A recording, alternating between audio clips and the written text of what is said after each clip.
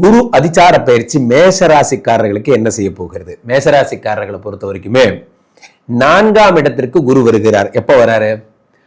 இந்த அக்டோபர் மாதம் 8ஆம் தேதி வருகிறார். சரி, சந்தோஷம். 8ஆம் தேதி எங்க வரார்? மிதுனத்திலிருந்து கடகத்துக்கு வரார். உச்சம் பெற்ற குரு. 4ஆம் இடத்திற்கு குரு வந்தால் என்ன ஆகும்? ஃபர்ஸ்ட் விஷயமா ப்ரமோஷன் கிடைக்க போகுது. மேஷராசிக்காரர்கள் யாருக்கெல்லாம் ப்ரமோஷன் கிடைக்கலையோ அவங்களுக்கெல்லாம் ப்ரமோஷன் வந்துடும். ஒரு ஸ்டெப் அதிகமா மேல போயிடுவீங்க. 1 ஸ்டெப் ஹைக்.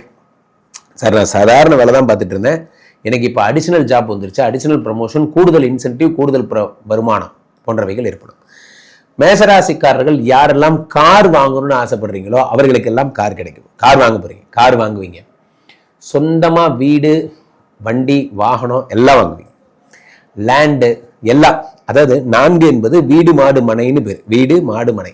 அப்போ யாரெல்லாம் வீடு வாங்கணுமோ அவர்களுக்கெல்லாம் சொந்தமா ஒரு பிளாட் வாங்கி வீடு வாங்க போறீங்க, அல்லது கட்ட ஒரு நிலத்தை வாங்குவீங்க போன்ற விஷயங்கள்லாம் மேஷராசிக்காரர்களுக்கு ஏற்படும். 4ஆம் இடம் என்பது வேற என்ன? இந்த 4ஆம் இடத்திலே குரு உச்சம் பெறுகிறார். அவர் யாரு? 9 கூடிய பாக்யாதிபதி, அதிர்ஷ்டத்துக்கு அதிபதி 4ஆம் இடத்திலே உச்சம் பெறும் பொழுது அதிர்ஷ்டம் அதிகமாகிறது. ஜோதிட சாஸ்திரத்திலே நண்பர்களே 1, 4, 7, 10 என்பது கேந்திர பலம் என்று அழைக்கப்படுகிறது. இப்போ 9 குடையவன் 4ஆம் இடத்தில் இருக்கும் பொழுது கேந்திர பலம் பெற்று இருக்கிறான். அதிர்ஷ்டம் கையில் வருகிறது.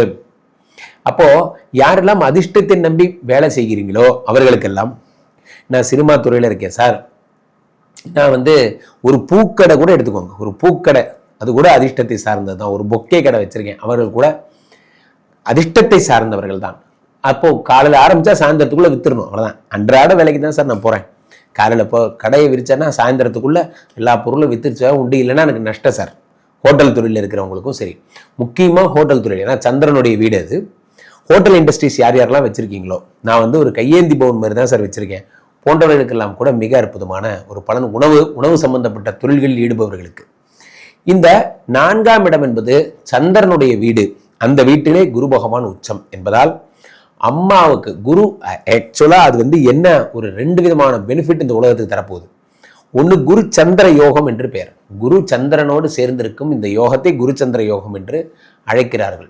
4ஆம் இடத்திலே குரு சந்திர யோகம் பெற்றால் சுகஸ்தானம், அதாவது இப்போ நான் ஓடி ஓடி வேலை பார்த்துட்டு இருந்தேன் சார், இனிமே நான் அப்படி தேவையில்லை, நான் உட்காந்தாப்புல வேலை எனக்கு ஒரு சூப்பர்வைசரி பதவி கிடைச்சிருச்சு, எனக்கு அடுத்த லெவல் சூப்பர்வைசரி பதவி கிடைச்சிருச்சு அப்படிங்கிற மாதிரி உட்காந்தமா.